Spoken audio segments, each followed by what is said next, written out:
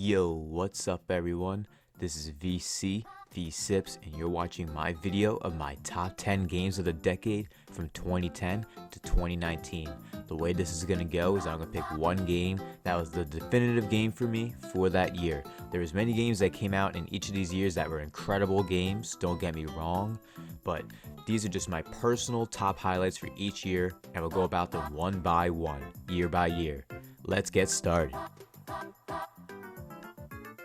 For 2010, we have Call of Duty Black Ops, the first Call of Duty made by Treyarch after Call of Duty World at War. Now, at the time of 2010, it was hard for me to choose. This is probably the hardest choice out of all of them. I had to choose between Super Mario Galaxy, Pokemon Heart Gold, Soul Silver, and Call of Duty Black Ops. I chose Call of Duty Black Ops for multiple reasons. I have another Pokemon and another Mario pick in this list, so I felt Call of Duty Black Ops deserved this spot for the 2010 position as my game of that year.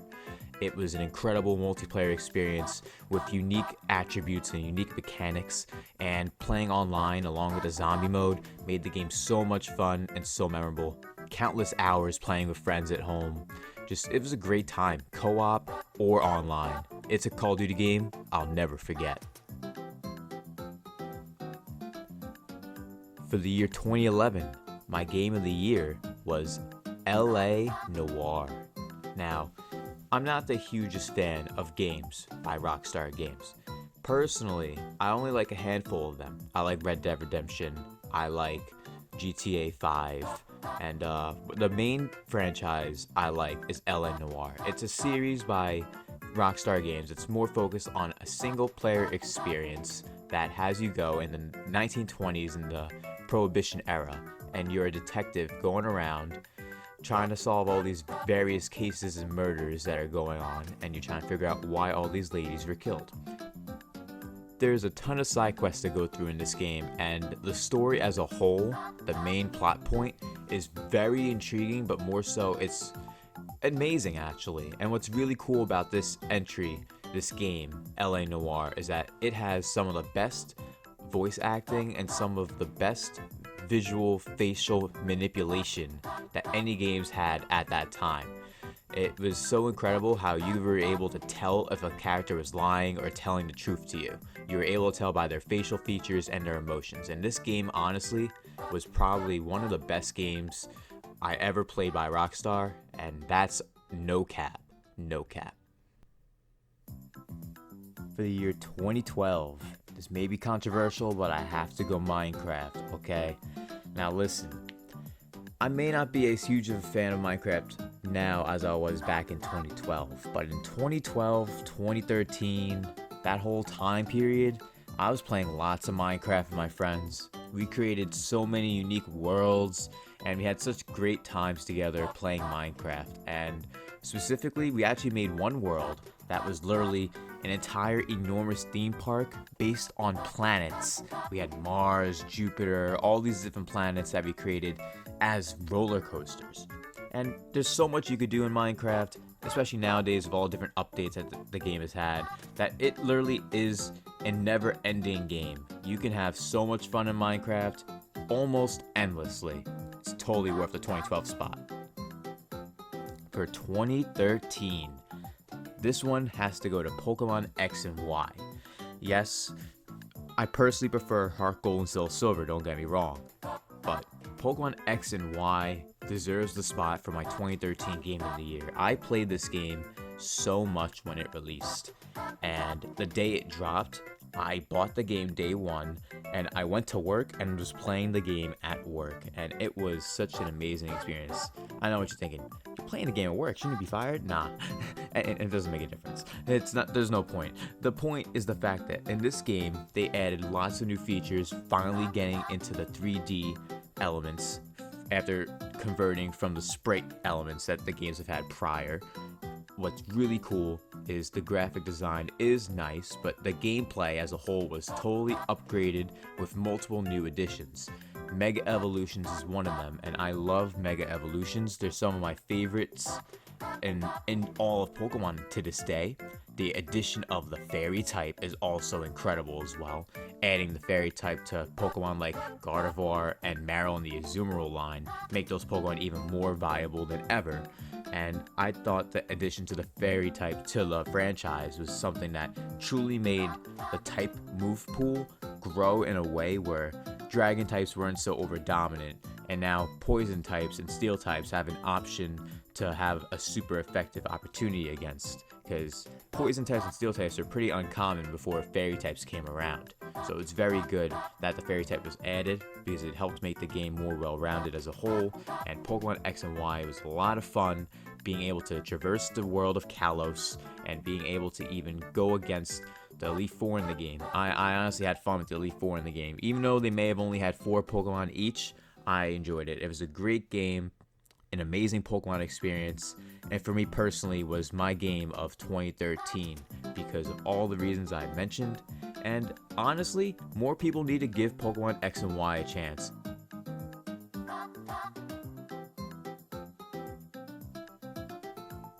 For the year 2014, we have Mario Kart 8, not Deluxe, regular Wii U. Yes, on the Wii U, Mario Kart 8. Okay, now, Mario Kart 8 is a game that was one of the main reasons I was even playing on the Wii U in the first place. But look how beautiful this game looks. This is on the Wii U, by the way. This is beautiful.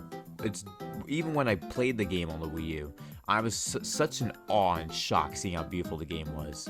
And with Mario Kart 8, what's amazing about it is the fact that they added some new features to the game.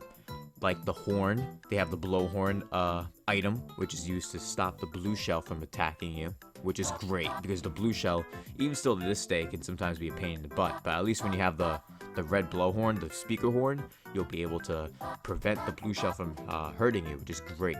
There's also the anti-gravity sections of each track and each course, which makes the game much more unique in its way of racing, because it allows for a new option to traverse every course to find the best ways to win each lap. And the character selection is very wide and varied, and there is of course DLC packs that came with Link and the villager from Animal Crossing and Isabelle. However, there's just some characters I didn't like. I just didn't like having 3 Marios, 3 Peaches, and a bunch of the Koopa kids. I felt like the Koopa kids and those extra Marios and Peaches took up extra slots away from characters that could have deserved a slot.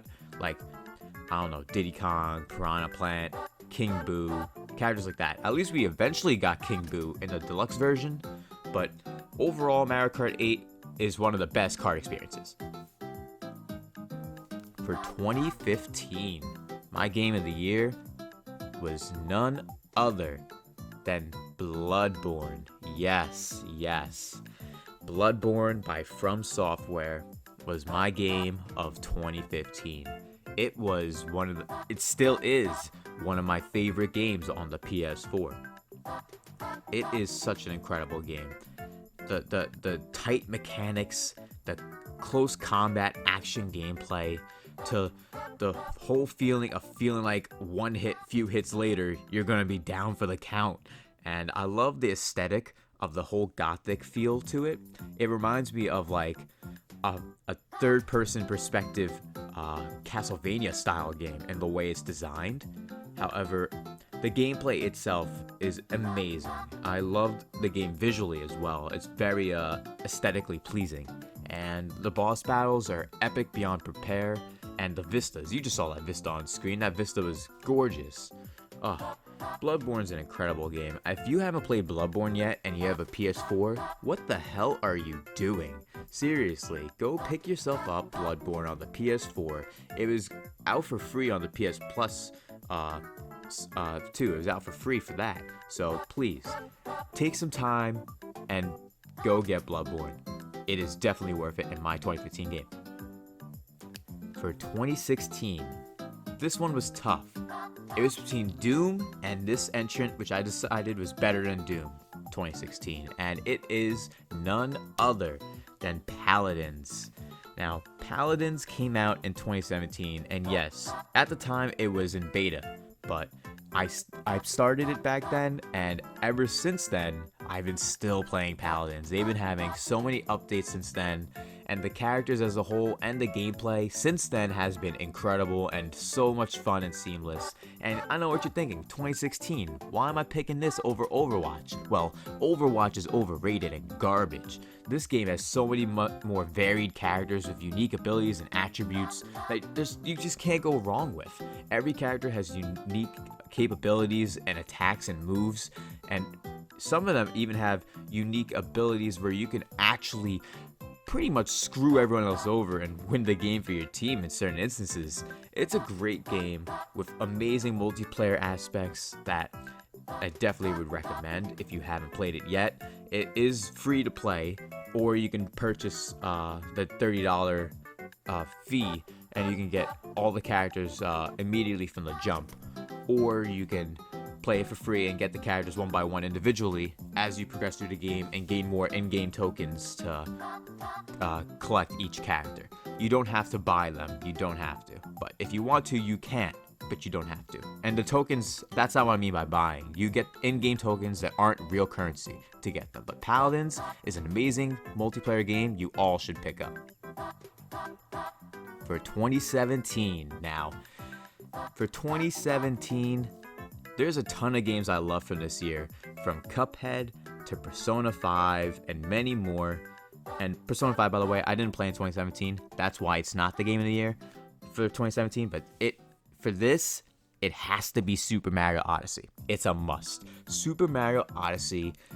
Look at this. It's so visually beautiful. The gameplay itself, when it comes to platforming, is some of the best platforming in any Mario game since Mario 64. And when it comes to that aura of that amazing fulfillment that you feel when playing through a game that you would have in Mario 64, I felt that same feeling playing through Super Mario Odyssey. In this game, you're on the Odyssey ship, and of course, you're trying to save Peach from Bowser. But what's different is they're gonna get married, so you have to get there quick. You're gonna do all these wonderful worlds with such unique variety that it left me just wanting to explore the worlds piece by piece, inch by inch, till I was able to find every collectible. I played through Super Mario Odyssey twice. Full completion, 999 moons, twice. This game may even be my game of the decade out of this whole list, honestly. So, like, I could say that this game is better than probably Paladins, better than Mario Kart. I know they're different games, I know, different genres, but for me personally, this game reminded me of how it felt to play a video game again. I played this and bought the Switch at the same time, and it all happened at a time in my life where I felt like gaming was starting to die down for me. Because the time period between 2013 and 2016, there were some great games, don't get me wrong, but it was not nearly as bountiful as the year 2017 was for gaming. Gaming was amazing throughout 2017 across all consoles, and Mario Odyssey specifically was the icing on the cake that wrapped it up so well, so tight-knit, with such amazing gameplay. And look, they even had the Brutals in the game, those new characters. Instead of having the Koopa Kids, they changed it up. And that's what I like about Odyssey. It changed a bunch of stuff up, including with the boss battles that made this game more memorable than any other Mario game that I have had played in the most recent years. So definitely give Super Mario Odyssey a try. If you've never played it yet, you'll definitely enjoy it. My pick for 2018 is none other than Super Smash Bros. Ultimate. Now, a lot of great games did come out in 2018. There were a bunch of games, but Super Smash Bros. Ultimate is way more than deserving at a slot. It is, in my opinion, the definitive Smash Bros. Game. It is the best Smash Bros. Game on all fronts, from playing co-op with friends and family, to playing online, well, I don't know about playing online. Playing online in arena mode, baby, but not in quick play. The tournament scene. I love the tournament scene in Smash Bros. Ultimate right now. It's way better than Melee, and by a landslide. Melee's been out for a long time. This is the Melee killer. There is so many characters to choose from that are viable in this game, and in general, this game is just one of the best Smash Bros. Games. bar none, hands down, no cap. Everyone is coming back to this game. There's Sonic, there's Mewtwo, there's Meta Knight, there's Peach, there's of course Mario, Donkey Kong, Link, Pikachu, to the point where literally Snake and literally everyone else is back. Everyone is here. Jigglypuff, Pichu, Young Link, Toon Link, Roy, Lucina. Hell, there's so many characters. Ryu, Cloud, Bayonetta, Wolf. Oh my god. This game brought everything great in the Smash Bros. Franchise back together into one ultimate package. When the game released, however, there was a few things missing. There was no all-star mode from the jump, I believe, and there was no home run contest. And personally, I enjoyed those modes, but it was great that they eventually were added in the progressive updates that they would give to this game.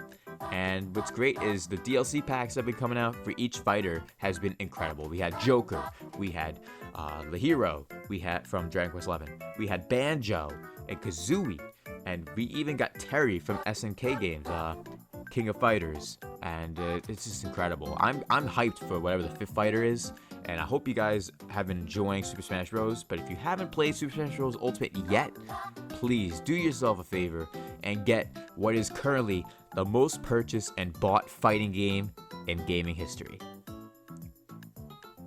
Now, my 2019 pick is none other than Astral Chain. Astral Chain gang. Now, listen, I know in my 2019 top 10 games video, I put Mario Maker 2 as my number 1. But for this video here, I feel like Astral Chain deserves a spot, and I already had a Mario game or 2 in here already and mentioned those, so I feel like Astral Chain deserves a 2019 spot for having some of the most beautiful gameplay that I've seen when it comes to an action game. It has a very interesting story, and just look at the game visually. When have you seen a game visually look like this? This sci-fi-esque kind of game is so unparalleled, especially on a Nintendo console. This is a Nintendo exclusive game by Platinum, and Platinum games always make incredible games, but this, I prefer it over Bayonetta, I prefer it over Nier Automata, I prefer Astral Chain over all those games for tons of reasons. The hundreds and hundreds of cases you could go through into this game will leave you wanting to complete the game, and I'm getting close to that myself, because Astral Chain is definitely one of the best games of 2019, my personal favorite. Now, thank you all so much for watching my top 10 games of the decade video. If you enjoyed this video, make sure you smash the like button and subscribe to the channel. It's currently my longest video I ever done on any gaming topic so far, and I've been working pretty hard on it, and the way I did this video wasn't scripted. I just wanted to say how I feel about each game off the cuff, and let me know if you like that style. And if you enjoyed this video, make sure you click the link in the description if you want to consider donating to the channel to help the channel grow. Thank you guys so much for enjoying this video, and I hope you all have a good one. Peace.